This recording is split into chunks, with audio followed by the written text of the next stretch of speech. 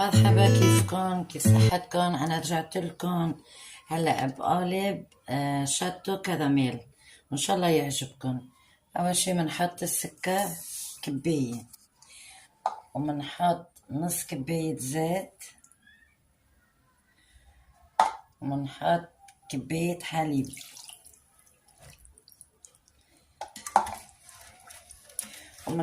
بنحركن وبنحط فانيليا وبيكي باودر، وبنحركن وبنحط بودرة الكراميل. ان شاء الله يعجبكم، وبتمنى تدعموني باللايك وتجربوا لهيدا الشاتو كراميل.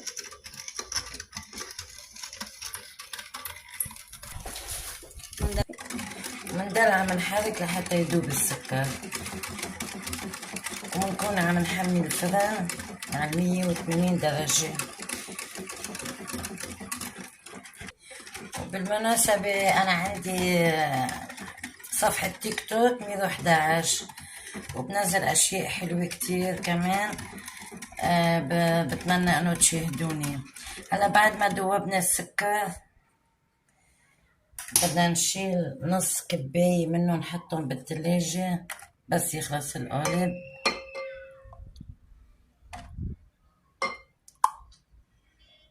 عم نحطهم بالتلاجة، وهلا بنحتاج لبيضتين فوقهم،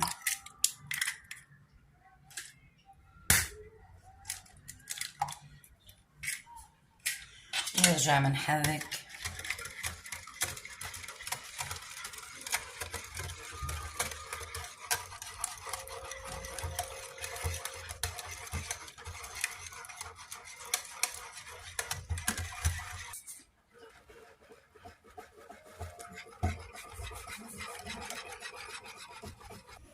وهلا بنضيف كبايتين طحين،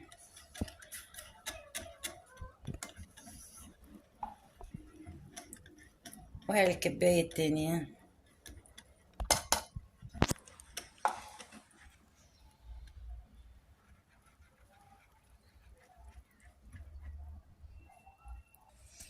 وهلا بنضل عم نخفقهم مع بعضهم الطحين بعد ما نزلناه.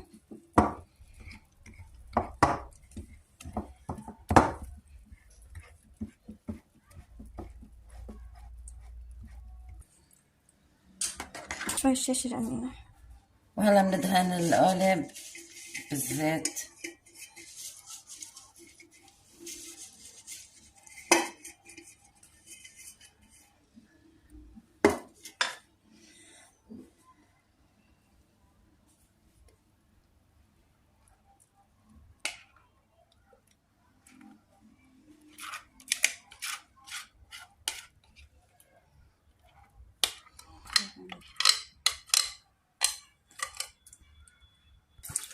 وهلا بدنا نحطه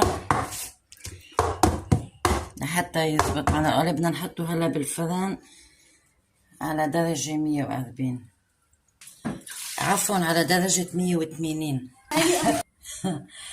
ما تأخذوني أنا يعني كتير هلا جدية، لأنه أول مرة بعمل وصفات، وبحب كمان أعمل ماسكات للبشرة وللشعر. شطورة، بس إن شاء الله يزبطوا معنا. وبتمنى تكتبولي بالكومنت إذا عجبكم شي، ويلي بيحب وصفة للوجه كمان، للشعر للوجه شاطرة هيك، اكتبولي بالكومنت لحتى خبركم.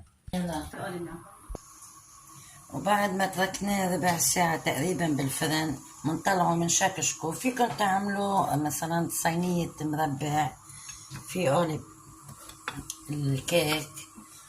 وهلا بعد ما شلنا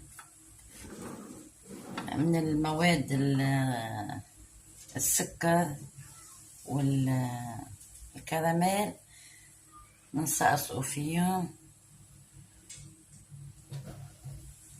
ونكون مدوبين نتفة حليب كمان بنحطهم فوقهم مشان يتشربوا.